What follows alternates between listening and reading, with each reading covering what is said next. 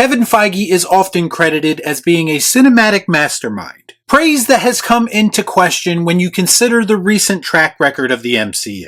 There's no denying the MCU's past success, but there's also no denying their string of recent failures. So I have to ask the question, did Kevin Feige simply lose his way, or was he never that talented to begin with? And did he just benefit from the abundance of talent that was once around him? Did he benefit from the built-in hype that comes with every single MCU project, regardless of quality, that would eventually lead to its success? I believe that Kevin Feige is showing you who he really is in this, the most troubled time in the MCU's history. Let's discuss. Our content sucks.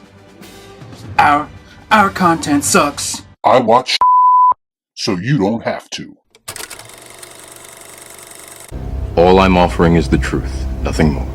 So in a year where Marvel has supposedly recognized its faults and is cutting back on content, all in an effort to reassess their future and in their minds, get this franchise back on track. So what we have is these reports coming out every single week, with every single one sounding more like damage control than it is actually addressing the problems. Just recently, Bob Iger himself announced that Marvel Studios will reduce their output to 2 to 3 movies per year and 2 TV shows per year. This is their obvious attempt to combat superhero or comic book movie fatigue that is plaguing audiences right now. If it were up to me, I would go down to 0 projects per year and keep it that way for the foreseeable future. Move this man! Why, you ask? Because I, like so many other people, are burnt out on Marvel and the comic book movie genre in general. A rest period, some time away, could really do wonders as it pertains to how people perceive this genre moving forward. But we all know that this is never going to happen because Marvel is still considered to be Disney's golden goose. Their goal is to return Marvel to its former glory and get audiences excited about the brand again. What they don't seem to understand is, it doesn't really matter how many projects you decide to tackle in a year. If the creative isn't right, and the creative hasn't been right, then absolutely nothing is going to change. It's true. Kevin Feige and Deadpool and Wolverine director Shawn Levy had this to say recently about Marvel's struggles. Kevin Feige says Marvel is comfortable being the underdog again, saying, quote, "I prefer being able to surprise and exceed expectations. It does seem like the last year has set us up well for that. If by setting yourself up you mean everyone has lowered their expectations so much that the only place you can really go is up at this point, then yeah, I guess I can understand what you're saying. The problem is you've done absolutely nothing to suggest you are capable of exceeding expectations in the underdog role. You've had an ongoing problem with creative for quite some time now, and only now are you supposedly addressing it. And we'll get into how you're addressing it exactly in just a moment. First, we have the director of Deadpool and Wolverine, Shawn Levy, who said this: "You'd have to live under a rock not to know that the last few Marvel movies have failed to ignite the world in the way that so many did."